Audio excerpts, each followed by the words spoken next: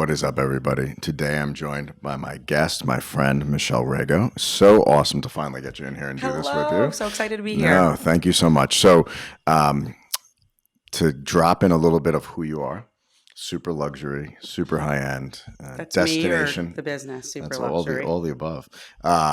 Event planner, and you have a niche of catering to very, very wealthy people. Typically, I'm sure those who want privacy and all that goes along with that kind of wealth. But if you would just give us a little Yeah, intro. I've been in the business. It's 20 Mm-hmm. years, which is incredible to think about.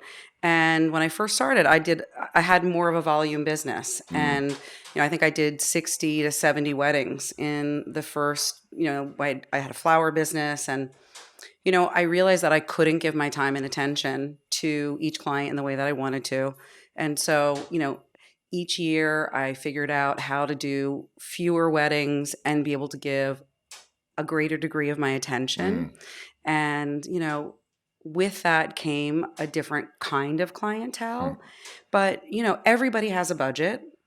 And, whether you're at the top end of the list or, in the budget, or if more moderate, you could still want privacy, but everybody wants to be taken care of to the best of our ability and for us to make them feel like, they're getting the best service possible.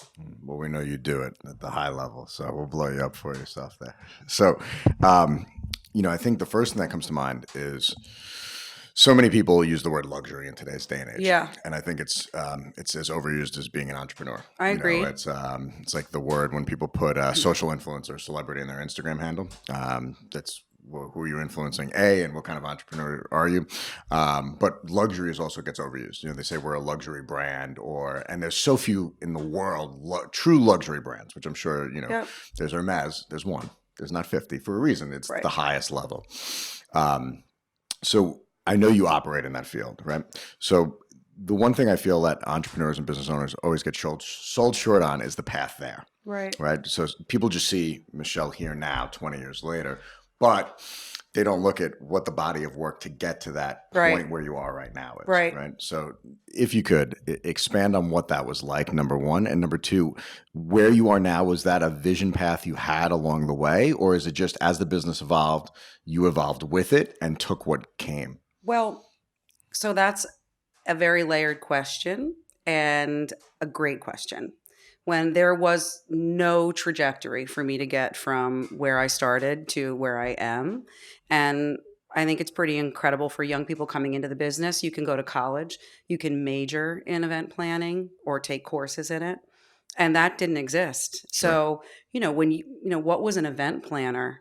Really, and to say you want to become a designer, that was just not available.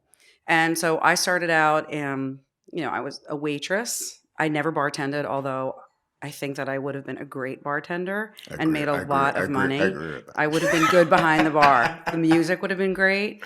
Things would have been hustling and moving at a very fast pace. I worked in off-premise catering. So that's where I really got my start. Well, I'm from Jersey. And the reason I love tent weddings is that's really where I got my start.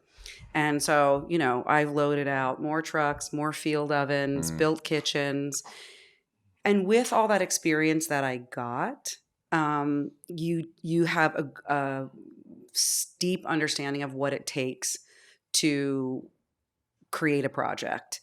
And, I had a very strong relationship with my grandparents. They made us wait on them hand and foot and had us feel, that we thought of it, but really we were making their coffee, we were polishing their silver, we were serving their meals. There were, I don't even think you use the word anymore, oak tag charts of our chores every day. And I think, I miss Oak Tag. Yeah, Oak Tag was Excel. amazing. Oak Tag was great. It was amazing. Yeah, nobody used that one. We're aging ourselves. People are like, what's Oak Tag? And like Google Oak Tag. And so essentially, with the way that I was brought up, my passion for entertaining, my understanding that, you had to bring absolute excellence to everything that you did. I couldn't leave the house if my clothes weren't ironed. Back I got sent. Military background? No. No. Just Faye Geraldine, my grandmother. Sort of, like in a way, with a huge smile and a lot of freckles. And, Gotcha. with that, and each job, if you wanted to move forward, I didn't come from any pedigree. So for me to win a job or for Mm, me to succeed over someone with a name, how do you do it? You do it through customer service. sure. You do it through bringing a fresh perspective and a unique perspective Mm, and confidence, your own unique point of view. Otherwise, there's a million people that do what I do. So I agree with you. I think luxury is very overused.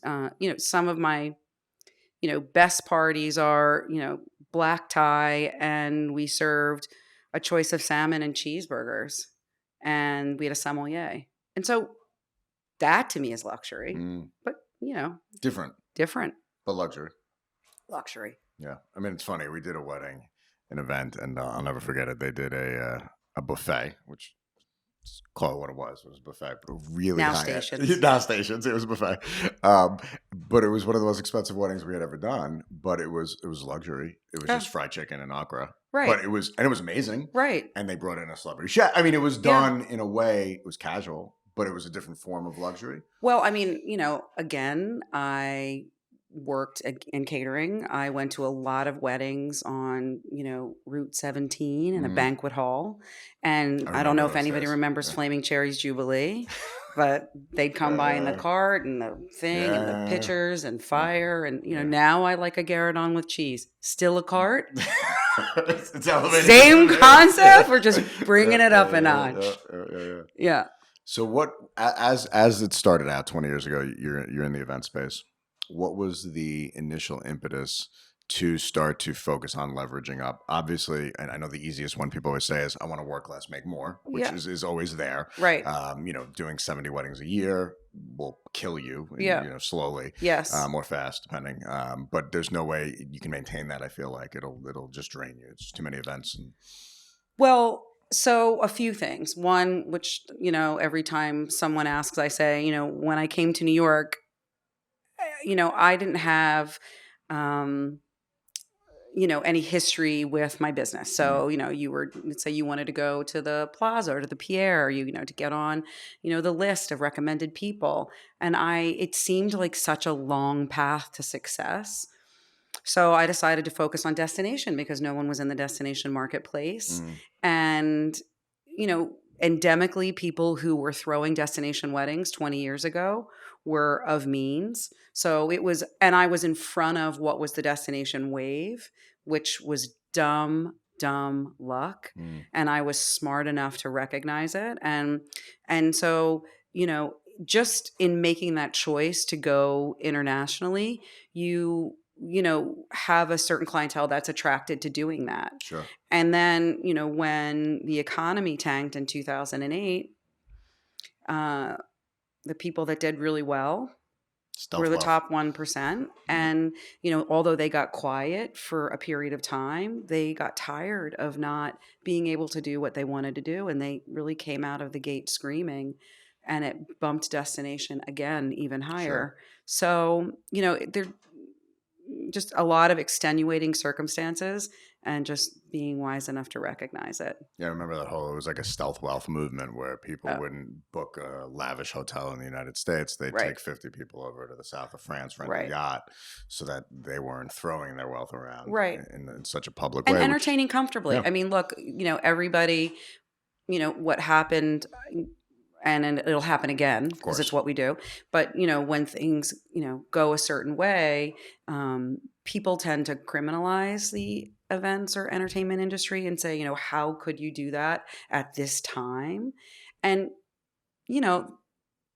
that's, I don't know, I think that can be a little unfair sometimes for people. If you're in a position to be able to do it, obviously you should be able to do, but it just had people be quieter about it, which I don't think is a bad thing. Sure. And, and then when things loosen up, The floodgates opened. floodgates open. So, I mean, from what you said though, it's interesting when you said blind luck. So I don't believe in blind luck. I think it's where hard work and opportunity, it's Right. like that intersection of the two, because I think we're all in life presented with opportunities. It's a matter of do we have the work ethic to put us in the place where when the opportunity presents itself that we can seize it.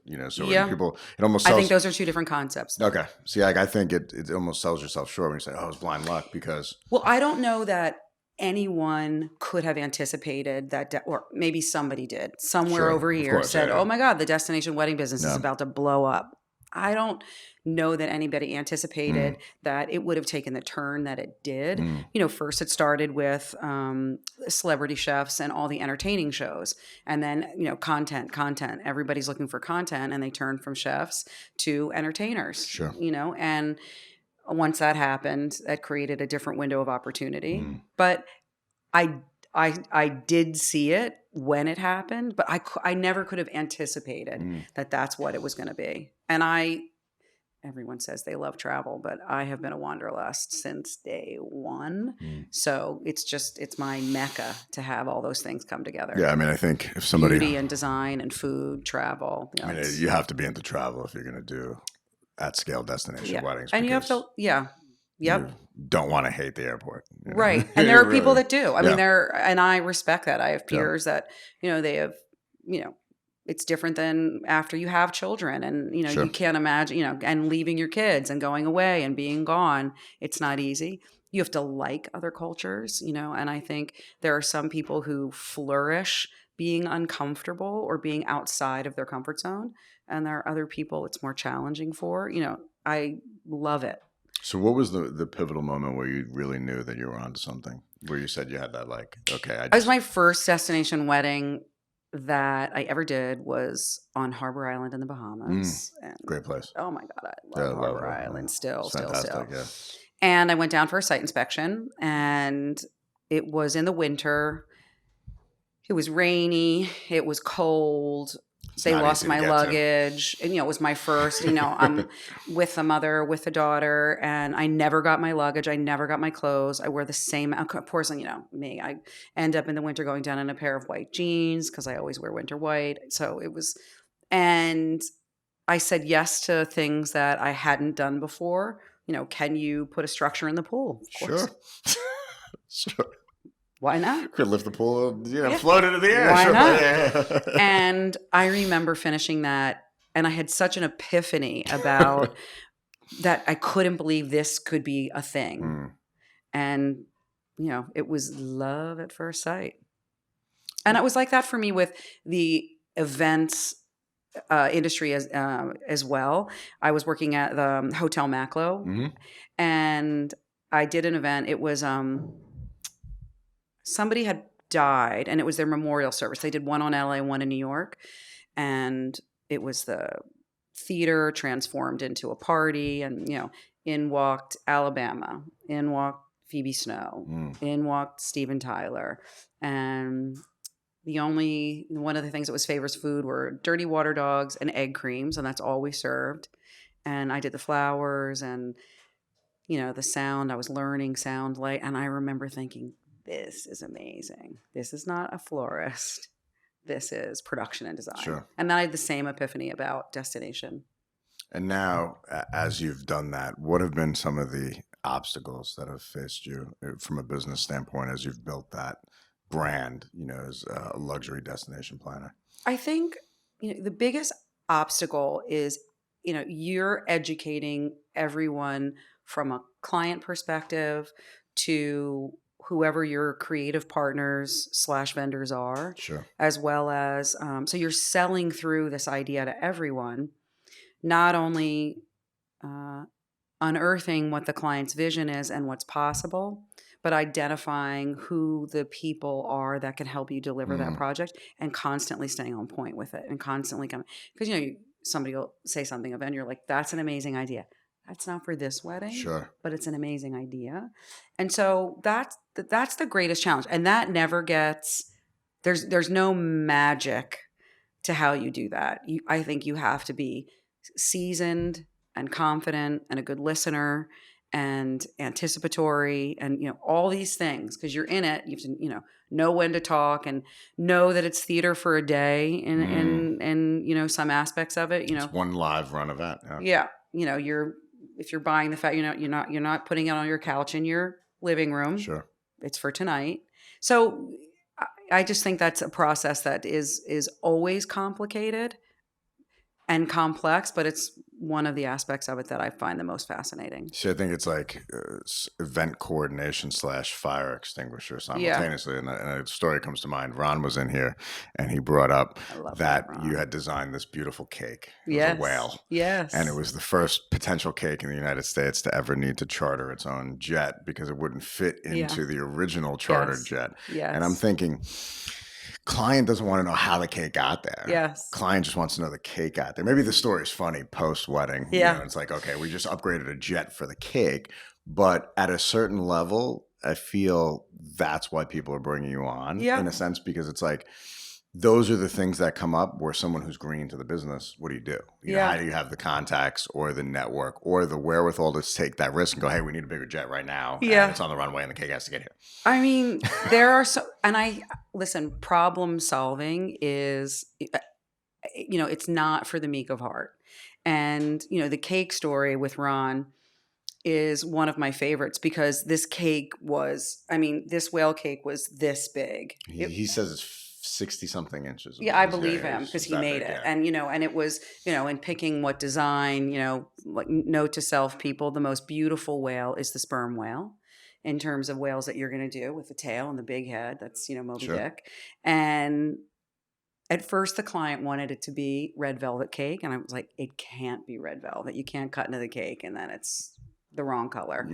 And I'm thinking as you cut into the whale, it's amazing, right? Blood red. Yeah, but it really became a huge issue. And it might not have been a jet, but it was definitely a small plane. And, those situations happen all of the time. And you have to, back to what my answer was before about being anticipatory, you have to also hold on to revenue within a budget and have the confidence to know things are going to happen that are outside what anyone would know, and either to be able to know that you've got it covered or to be able to have had a conversation with a client enough so that they're confident enough and you say, okay, it's going to be this and here's a solution. And they say, okay, great.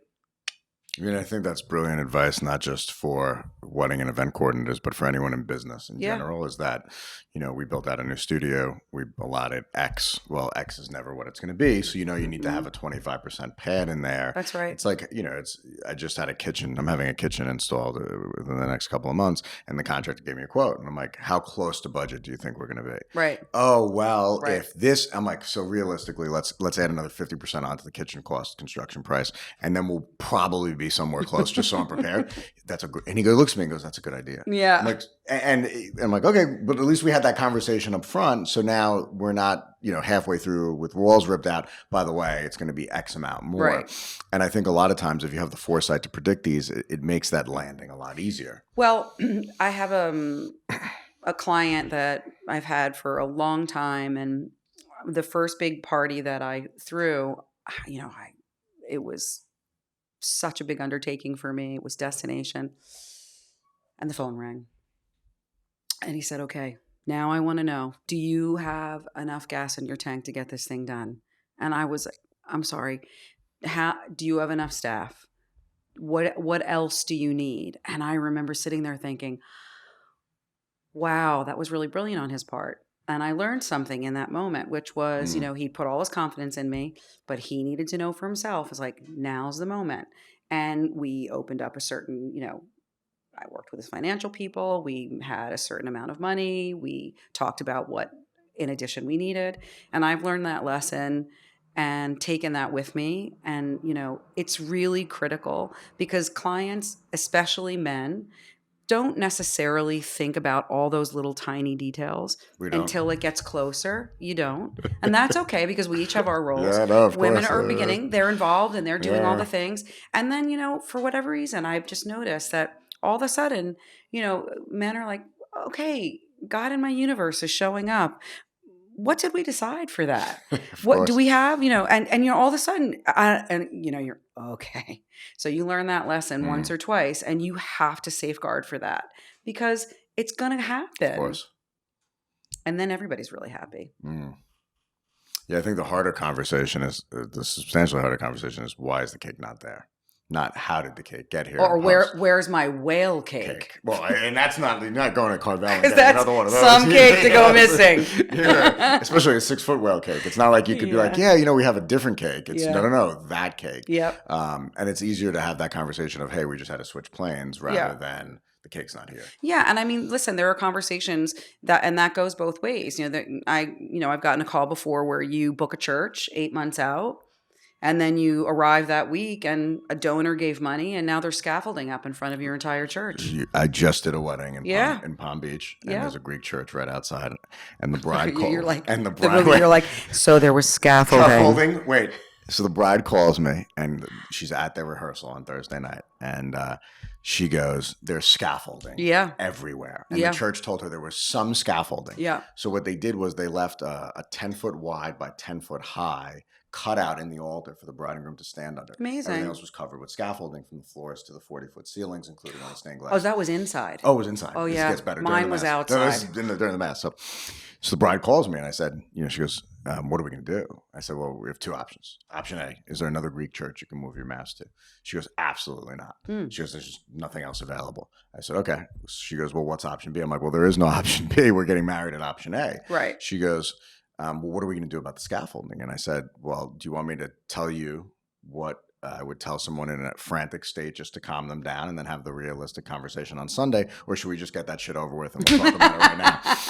So she goes, I need to know what I'm getting myself into. I'm like, scaffolding is going to be in all your pictures. Yeah. And I'm like, so Yeah. you live in New York. What we can do, though, is we can go back to a Greek church and I can take pictures of the two of you in New York at your own Good Greek church. man. That's right. And in essence, We're it's shooting with a long lens. yeah, today. it is a crappy situation. Yeah. And your pictures are going to be ruined. I'm not going to lie to you, but Yeah. we can make up for it in some way. So by Well- offering the alternative, you know what? She was okay with it. Yeah. And she goes, hey, I'm still going to get a beautiful church Well, and actually mean more to me. Right. And she got to, have her come to Jesus moment. Well, mine was outside. And of course, I went all the way down the road to find out how much it would take to remove it. I got the quote. No, it was going to be $40,000. And he said, let's do it. And I said, no, we're not. You're going to walk through the front door in 2 seconds. We're not spending $40,000 to take scaffolding down. Yeah. That's insane. Well, yeah. But, we've done things where, I don't know, invitations didn't come in time. And, you get on the Google box and, it's flight to London. Call somebody. I said, you get there, you deliver my invitations, I'll put you up for the weekend. Easy. So, No one when I knows. think about as you scale up, right, as your volume goes down and you're scaling up, just as a business owner and as an entrepreneur myself, one thing that frightens me with that is, do you ever worry, right, if you're doing 5 weddings a year or 10 weddings a year or 10 social events a year and your average budget is X, if you don't have that pipeline coming in or you have a down year where, let's say, if you're only doing 10, you go to 8, now 20% of your operating budget for the year goes down. Do you ever, as an entrepreneur, as a business owner, have that moment of reflection where you're like, okay, does that ever cause some agita per se? Of course. It's so scary. You work, and the irony of it is you work so hard to grow and to achieve certain things, right? And for me, it was, taking it from 60 weddings to 15 events a year. Sure. So, let's say the year's off economically. Let's say the industry changes, which it has. The challenge with this new age, with everyone's access and digital access, it shifted the client's awareness. It used to be that, now everybody has a different set of questions to ask or answer. They know how many more people are in the business. So, you have to put money in the bank, make sure you're saving for a rainy day, constantly have your eye in innovation, always thinking about, what the balance of, maybe January is not your big month. Maybe you should be developing dinner party business. You have to constantly be thinking about ways to keep your revenue stream healthy. And I mean, go to the shrink, go to Shape House, Yep. get acupuncture and an IV drip, and it'll all work out. I mean, All I can good tell things, you, by the way, yeah. you know. But no, it's a real. It's always a fear because when you're at, you know, I always say there's like the Walmart, which is, you know, the bottom of the business. That's always going to be there. You're always going to have that Right, volume at low end, just based on economics. Then there's the middle end, which I feel like is always the worst place to be, right. because you're chomping at sharing what's there. And then there's the, I call it high end, right? And then within the high end you have luxury. And in But the the high end there's challenge, enough. but the challenge there is, I used to use this analogy. Um, in BMW, you've got the 3 Series, the 5 Series, and the 7 Series, right? Yes. And everybody's like, I want to be a 7 Series. I want to be a 7 Series. And the truth of the matter is your business really should live somewhere in the 5 to 7, Yes. because living in 7 isn't always possible all the time because of Yeah. market share, or maybe you're really successful and you gotten a lot of press in one year, and then also people say, oh, I'm not calling her, she's not attainable. I mean, there's a flip side to every coin. Yeah. And so I think somewhere in there is, where you want your business to live. And you have to have, you can't just draw a line and say, I'm only doing these projects. That does not make sense. And then another, just because I feel like the events you do are so involved, and I feel, you know, we talked about this a little off cameras, as you get involved in bigger events, Yeah. you can very fast lose track of what your internal costs to produce these events are. Right. So this event may sound so sexy in the beginning, and next thing you know, you're flying 12 people over to the south of France, and your budget just went through the roof, Right. and you've already now pitched the client on, my fee is going to be this flat rate, Right. and now you're eating all that because you need to produce the event. But we don't, when it comes to, you have to protect as much of the cost of producing the event, for your company as you can. So, if we negotiate a certain flat rate, well, we don't include everyone's, like if you hire freelance or producers, that's not included in that Gotcha. fee, so that you can control, because I can't anticipate flights 8 months from now. I have no idea. And so I do my best to protect that revenue so that that's as pure as possible. So if I do negotiate a rate that's maybe less than my normal fee, I'm not diluting it by having all these other things in there that I have no control over. Which I'm sure you know people who get into that trouble where you've bid on this job now you need to execute, and you need to execute it the way you're supposed to. You can't cut any corners No. because you're going to be on air for these clients, Right. and the future of your business rests on that. Right. Now you've taken on a job where you're not going to be able to receive the profit margin that you should have, Right. and hours can run. Well, even worse than the profit margin is to not have enough gas in your tank to do the job. So that's the key. It's like nobody remembers, everybody forgets what they've negotiated along the way. But when you go live and it's like opening a box of snakes and they all go in 10 different directions. If you don't have enough people to manage what's happening, you're in trouble. What would you say in your current landscape is the hardest thing of meeting clients' expectations? So especially when you're given that, income net worth wise, you're dealing with people who have that income and they have the revenue to spend and they have the money to spend and the wealth. So there's a level of expectation that needs to be met with every event that you do, which is why they're hiring you, which is why they're paying your fee. What's the biggest hurdle you face in bringing that vision to fruition? Well, you just have to be in constant communication about what someone's asking for, what's available, and what's possible. And I always use this funny line where it's just funny. I'm in a green shirt today. I'll say, I think this is the color green. Do you think this is the color green? And because you could think you literally are talking about the same thing. Now introduce different cultures, different time zones, and you've ordered something and the box opens and I'll say, what is that? Well, those are your lights. I'm like, those are not my lights. I didn't order those lights.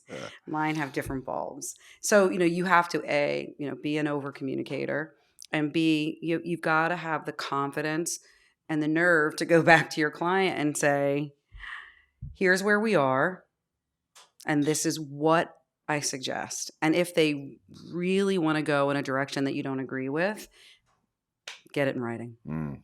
And then to follow that up, if you're now, because of the amount of time you spend with people, right, Yeah.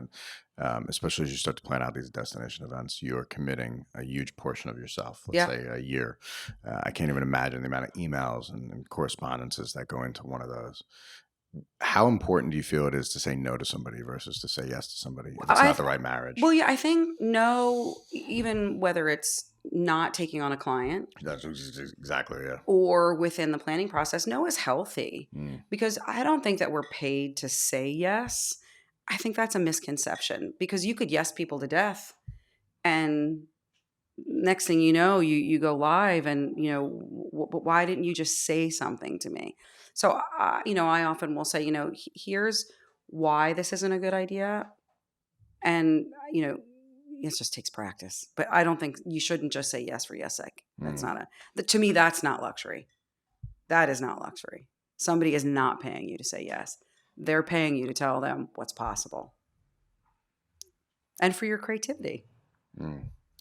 Do you ever find resistance with that or shock when you tell people? So I'm assuming it took a little while to learn to say no, right? It probably wasn't Yeah. right. Like comes with confidence, with Yeah. experience, with repetition and Yeah. doing it. And you have Um, to do it with compassion and mm, with understanding, and you have to know if somebody's not going to like what you're saying is you also for yourself, you have to prep yourself and what are all the ways they might react or be disappointed, but we live in positivity. mm, We really, it's not, when those things happen 90% of the time through this whole process, you want people to feel like it's, they've really had this very positive experience. mm. So when you go to somebody and you say, here's what the challenge is, well, then they're going to say, oh my God, And it's interesting. We get hit with a lot in my primary business, which is obviously photography, is eh, that now people have so much access, what you were saying before,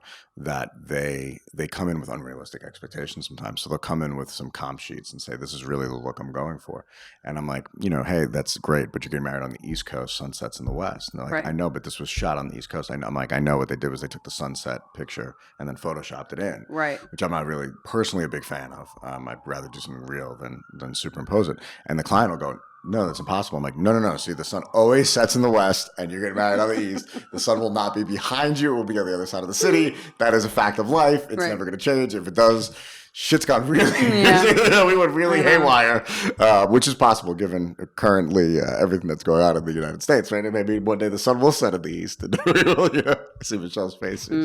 But we've had those kind of things. And for me, at least, it's really important to always be honest with the client. And I may lose certain clients because of that, but it's something that, hey, if I can't deliver on what you're asking for, I want to be upfront about it because it might not be what I do. And I think to other business owners out there, when we get ourselves in trouble can be when you say yes too much, because Mm-hmm. if you can't deliver on that yes, now the client now has built that in as part of their expectation. And when you bring them live, in your case, live, or for me, when we're producing that product, if we've given them false expectation, now you have a huge issue post. Right. Huge issue. And so, you do learn. And I think one of the quickest pathways to success with your team is to role play. Mm, If certain things happen, or make up scenarios, and work with your team and say, like, how would you problem solve that? It's something that's learned, and it does take confidence, and but it's a very difficult job. And we all know when we do it, there's certain things you just know aren't possible, mm. and not because it couldn't happen a year from Tuesday if you were at lunch with three girlfriends. That's possible, but maybe within the confines of 250 people, in a foreign country, if the weather doesn't cooperate, there's a lot of extenuating circumstances. Yeah, and now you've banked on an outdoor wedding and it's pouring out, and that's just not. Sometimes it's just Right. not how it goes. Yep. But I think that's a bigger, it's like a juxtaposition to life. Like you have to roll with those kind of things, Right. especially in life, and not just in what we do, but in business and in life. Yeah. They go hand in hand. And I think how we deal with those types of opportunities. So I like to look at them as opportunities instead of, people look at them and say, oh, it's a mistake or this. I'm like, no, it's an opportunity, because when something arises, you now have the ability to go above and beyond to either correct or improve upon and That's blow right. your client out of the water. And you just made me think of something, which is, one of the magical aspects of hiring a seasoned planning team is their ability to curate the team that produces your wedding. Of course. And so every time I do a project, when something goes wrong, I turn to the people who, I'm producing with. And it could come from, the catering person on site. It could come from the director of rooms. Sure. I mean, because they have years and years of experience as well. And, that relationship it's so critical to put the time in, to know the team you're working with. People say to me, what if my client doesn't want to send me on a site inspection? I was like, then don't do the job. I couldn't guarantee an outcome if I didn't know what I was getting myself into. And that is as much about, seeing where the sun Of sets course.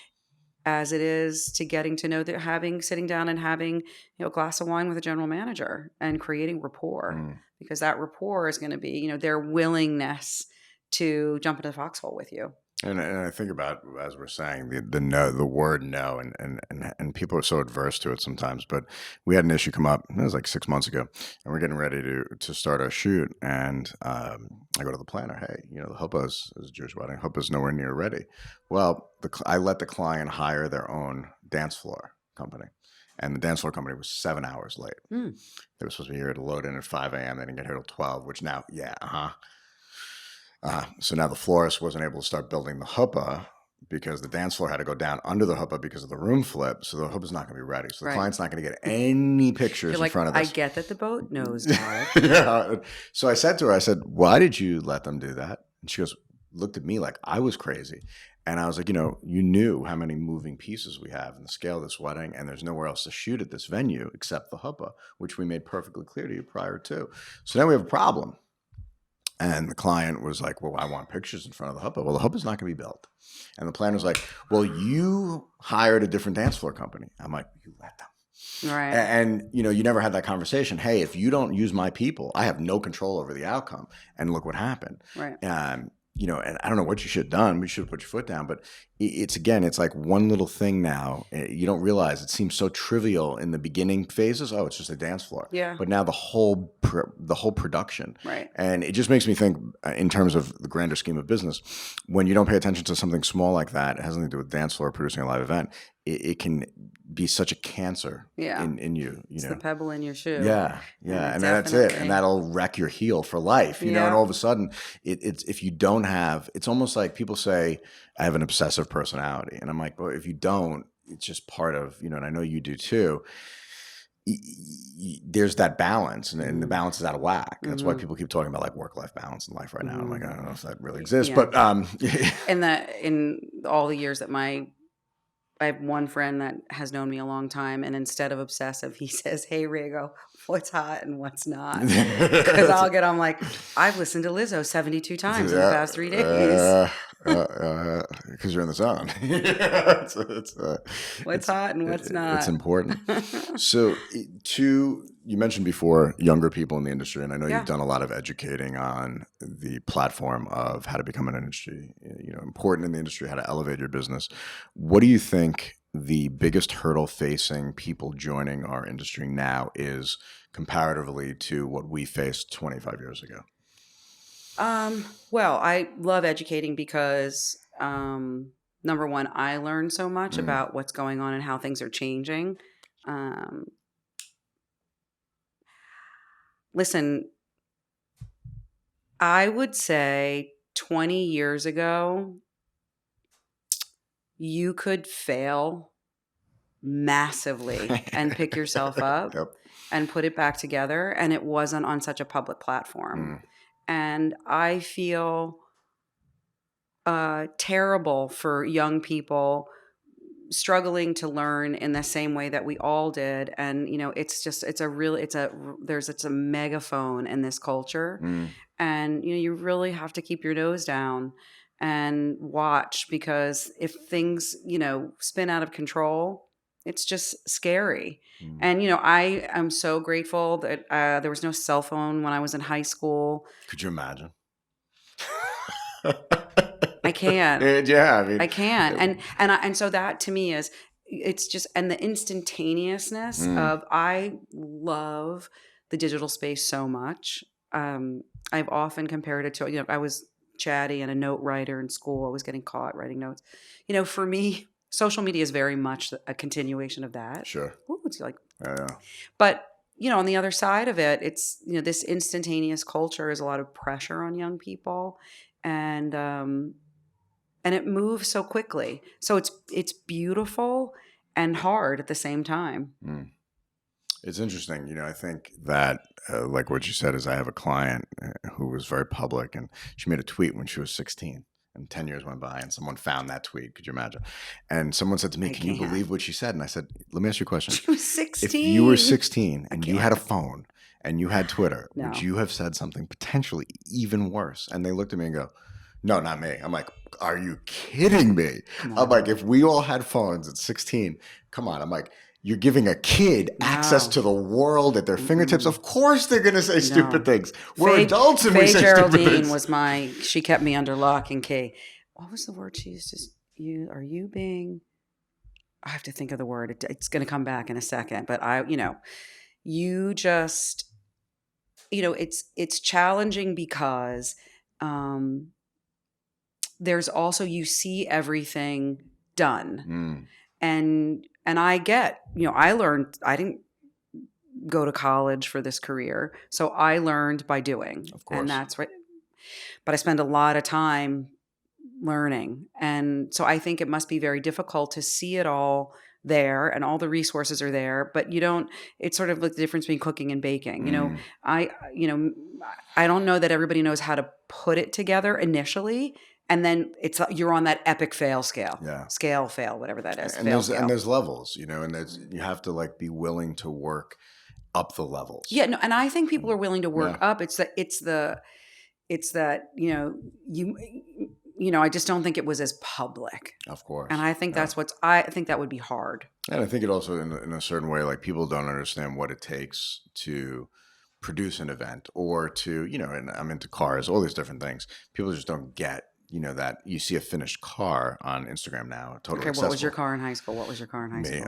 I was a Mustang guy up until a few years ago. It's a good car. Yeah, I, yeah. got given a car, Ah, which I was happy to have. I mean, it was $1,000 Mustang. Let me preface by that. I Okay, well, barely mine ran, was a but Duster with a oh, three-speed on the floor. nice. There you go, Michelle.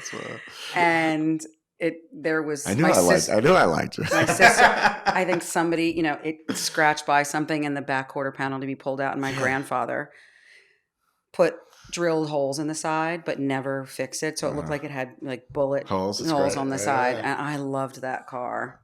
It was fast. Those are cool Eight cars. cylinder. Yeah, All yeah. right. It's American ingenuity. Yeah. And on the flip side, what do you think the hardest, um, the most difficult part now about our new clients? Because, as we go from millennials to Gen Zers, their buying habits, I call it the age of Amazon, where everything is instantaneous. Mm, You can go online and I can order anything I want. It's going to be delivered to my house mm, potentially by the end of the night. mm-hmm. At the So I know it's, or if not, I can talk to it something and it's going to make sure it's there mm-hmm. tomorrow. Mm-hmm. And I see that carry over to a certain degree in what we do, and people sometimes don't understand. Like I had a client go, "I don't understand why the images cost more money." Well, I had to retouch every one of them. Well, doesn't that take 5 seconds? I'm like, well, unfortunately, we don't use that app on your iPhone. We're Yeah. actually there's a value in that, and there's labor.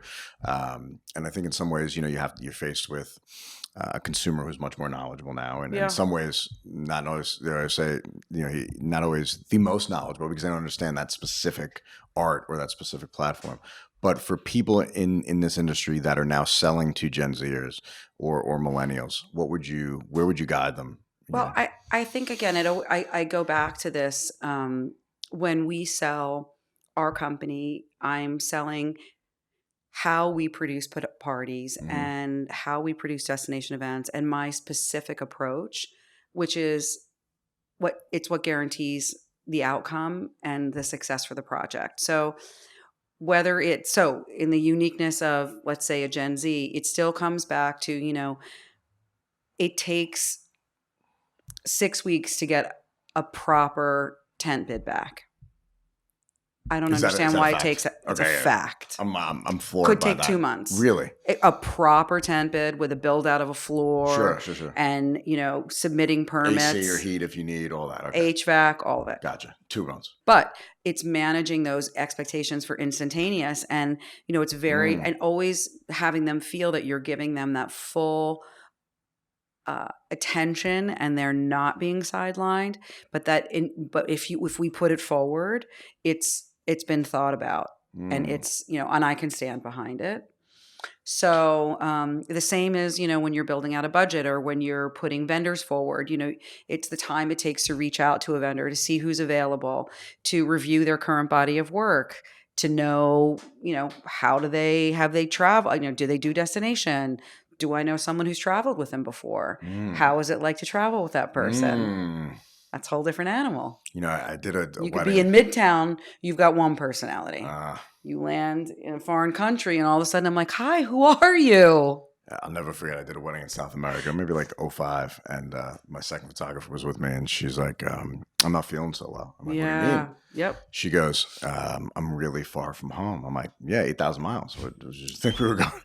We're in the south of Argentina." Yeah, here, look, here it is on the screen. I 5 miles on that one. I'm like, "We are. Yeah, that is. You are speaking truth right now." I want to go home. She says. I'm like, okay. I had that happen. The wedding ends tomorrow at 1 a.m. At 1:01 a.m., you're going to hand me those memory cards, and you can do whatever you want. Yeah. By the way, your ticket's been paid for to return on Thursday. It's going to cost you a fortune to fly home tomorrow internationally if you can get a flight. But by all means, she goes, I've just never been this far from home. Yeah. I'm like, I wish, again, my fault, because I always believe that any mistake that happens within my company is my fault. Right. Just my own philosophical understanding of I should have asked the question, how do you travel? Do you have an issue going to South America? Have you ever been farther? So now it's, again, you don't really get to know someone like what you just said until you're far from home. Until you travel with them. Because the person at home and the person on the other side of the ocean, depending which one it is a different human being. It's a different human being. And it's my personal assistant now who basically goes everywhere in the world with me. When I hired her, one of the first, I said, how do you travel? She's really well. Yeah. I'm like, where have you been? She's like, all over the world. Yeah. I'm like, flights delayed. You're sleeping on an airport floor. Who am I with? We're together. Do I like you? Yes, we like each other. I'm good. Yeah. And I was like, that's it. Like, it's about who you're with. And again, it comes back to, curating the team and knowing not only who travels well, but, plays well with others. And at the critical moments that you're not going to have one person who's part of your creative team who all of a sudden the universe revolves around that one person. Because that's just, that's the pebble in the shoe. Yep. Isn't it amazing how one apple spoils the bunch? So one rotten apple spoils that bunch. Because now that person is such an attention suck, but there's still a job that needs to be done. Well, exactly. And again, it's not to talk about,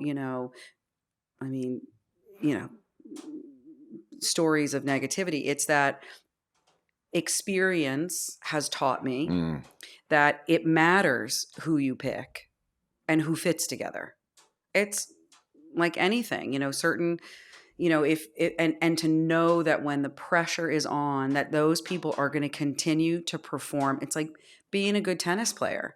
When the reason people go, and you go to Arthur Ashe Stadium and you're out of your mind when someone's just played for how many hours and how hot it is, and they throw it out for a win. In your mind, you're like, that's insane. Yeah. That's a champion. Yeah. And so there's a true difference to me about people. I'm like, there's a ton of talented people. A ton. But you just need to know. No. You just need to know who how that group fits together. That's key, and performs. Yeah, I mean it's so important because it's at the end of the day we're talking about accountability. In your position, no one wants to know. Well, this happened because of that person. It's Michelle. Why did this happen? And it's on you now. Right. Whether your team made that error or there was an issue. And, think back, I was doing a shoot in Florida and all the overhead was taken. So I had about $100,000 in cameras on it. So the flight attendant said, sir, you can't come on with you. I'm like, I can't check it. There's like all my camera equipment. She goes, well, sir, the overheads are full. I'm like, look, here's $200 cash. Offer the guy in the first row so I can swap my bag and I'll pay for his ticket down. Sir, I'm not doing that. I said, all right, ma'am, you're going to make this as complicated as possible, but I got you on this one. I said, is there any regulations about how many cameras you can strap to your body to get on an airplane? Oh my God, And I she goes, love no, you. sir, there's not.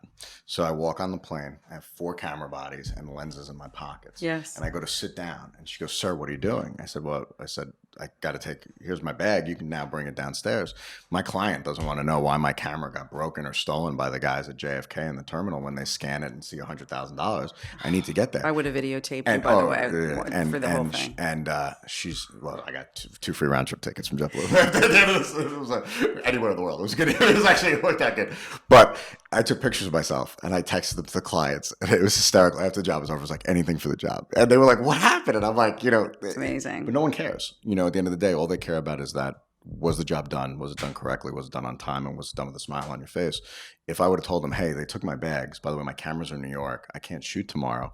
Well, that's just totally unacceptable. No one cares. I always say no one cares. Make it happen. And there's always a way sometimes, and I know with what you do, especially with dealing with different cultures, you just have to approach things differently. Yeah. And, and that's also, it's also what's fascinating to me about it. Because if you're striving for perfection, which no one's ever going to reach, but you're reaching for the, what did the quote I heard yesterday, reach for the stars and hopefully you'll touch the mountaintop. Reach for the moon. If you fall short, you'll land amongst the stars, maybe. Well, close. Yeah, close. They're both wrong. Okay. Same idea. Same idea. And the challenge is that, now I got off. Now it's like, now I'm obsessing that I remember the quote. Okay. Did you get it? No. No, I'd have to Google it.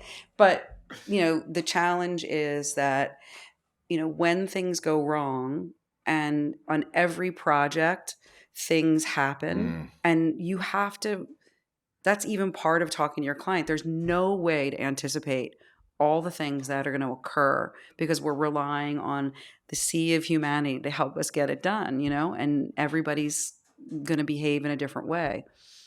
But that they understand your commitment to delivering the body of work. And sometimes,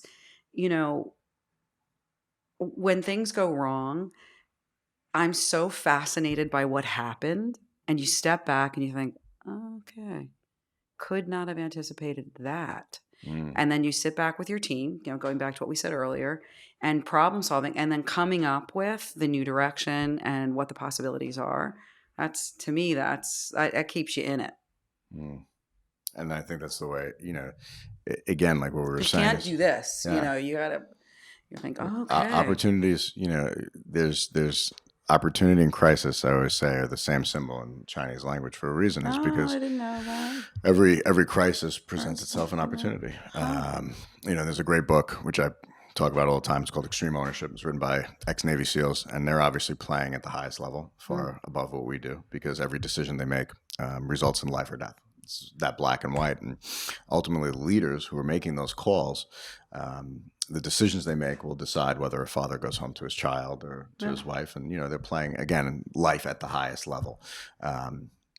But the concept of it is that the leader is responsible no matter what. If his team made a mistake, it's because he didn't prepare his team enough. Yeah. If they didn't pivot the right way, it's because, again, there's countless, but the concept is that the training and the team was so well put together that when something goes wrong, and someone might die, right, but even upon that death, that the pivot was made to save the other 6 lives. Yeah. And then to learn and go back and debrief. Yeah, super intense at the highest level. But the book made a really big impact on me because it basically says, take ownership. It's the easiest way. So one of my men died. No, it's my fault. I sent them out there. Yeah. Well, something goes wrong at an event. It's my fault. I didn't ask that question about, do you travel well, or. And I believe that, we're also, you have to, something's always going to happen. There's just, and you learn on every job, it's putting your finger in the dike, no matter how much experience you have, there's a handful of things you can't anticipate. So, going back to sort of stringing together all the questions that you've asked, it's, taking your historical knowledge, your experience, putting together a great team, having a good relationship with your client, and having cultivated the relationship with your creative partners to be able to go and say, the caca just hit the fan. And now I really need you to help me problem solve and to be able to kick in a creative solution that I don't see. And so you're working it from every angle. And to me, that's a true win. When you finish a project and, it's exciting. Yeah, and I think the adversity brings teams closer together. Oh, It's very much so. by far the best moments that are celebrated are always the biggest obstacles that were overcome. That's right.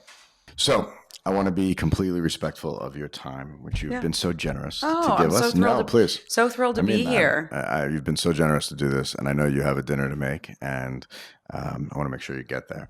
But before I let you leave, I'm going to ask you one last question. Yes.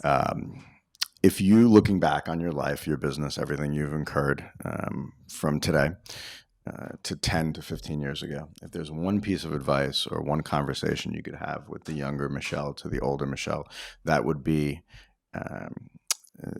catastrophic in the sense of it would revolutionize how your business was, or it would change things so dramatically, what would that be?